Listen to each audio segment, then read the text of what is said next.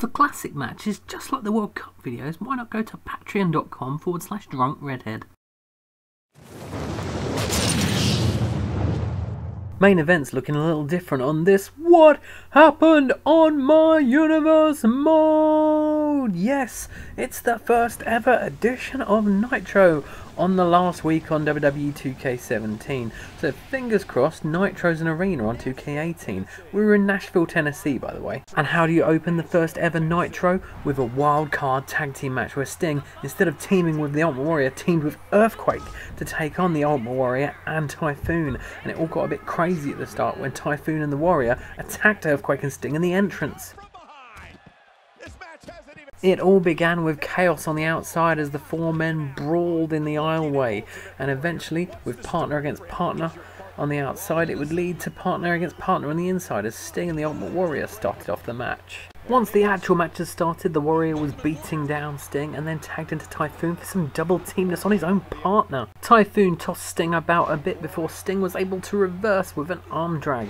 He hit a few moves for tagging into the big man, and we got a battle of the behemoths. The Natural Disaster pair literally beat the holy hell out of each other with beastly strikes. Eventually it was Typhoon that got the advantage, throwing Earthquake into the corner and hitting him with a big splash. He tagged into the Warrior, who then defied physics, hitting a Gorilla Press Slam, and then his Ultimate Warrior splashed to the back to win the match for him and Typhoon. But what does this mean to the tag team title scene? It was time now for another first ever thing on Nitro, the first ever promo, and it was Triple H. Who better?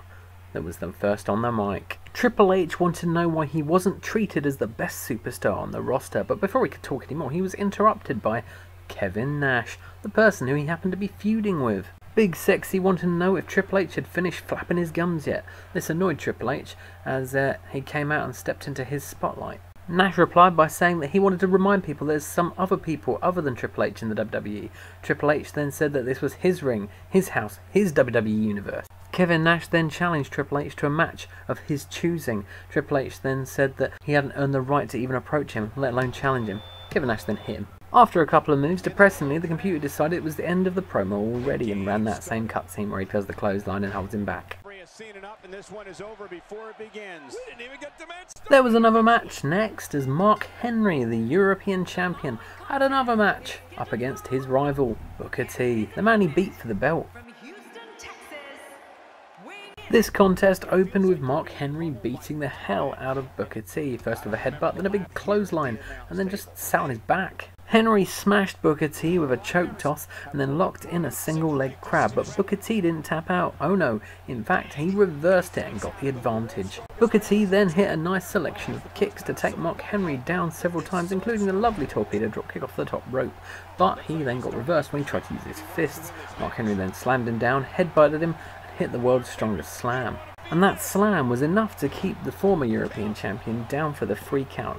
Mark Henry victorious, and Booker T was gracious in defeat afterwards, first shaking his hand, then raising it.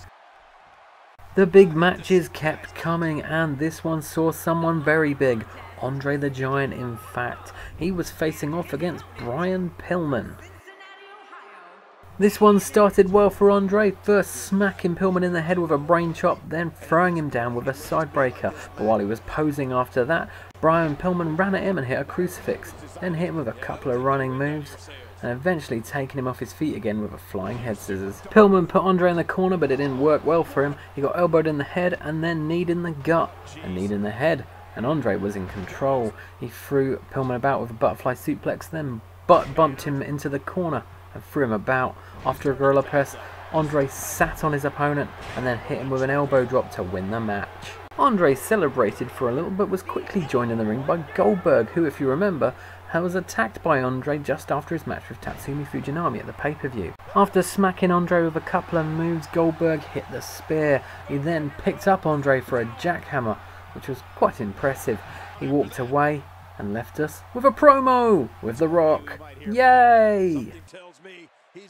The Rock seemed like he was in a good mood, but as soon as he started talking, he said he was going to get serious around here real fast. He stated that the WWE felt like an itch that he just couldn't reach, and what he wanted to do was compete and challenge any superstar to face him.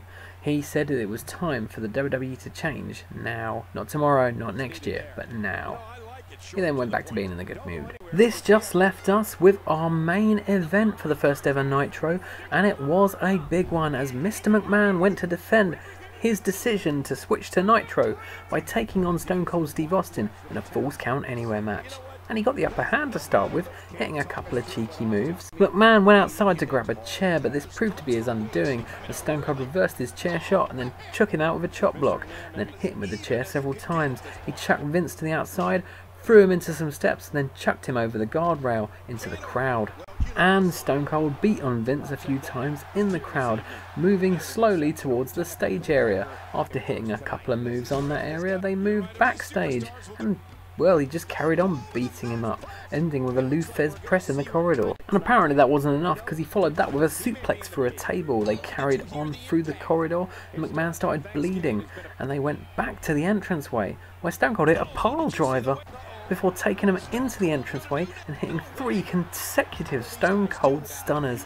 The last one was enough to keep McMahon down for the 3 count, and Stone Cold was victorious in this first ever Nitro main event. And we are done for yet another What Happened on My Universe mode! Like and subscribe, NXT's next.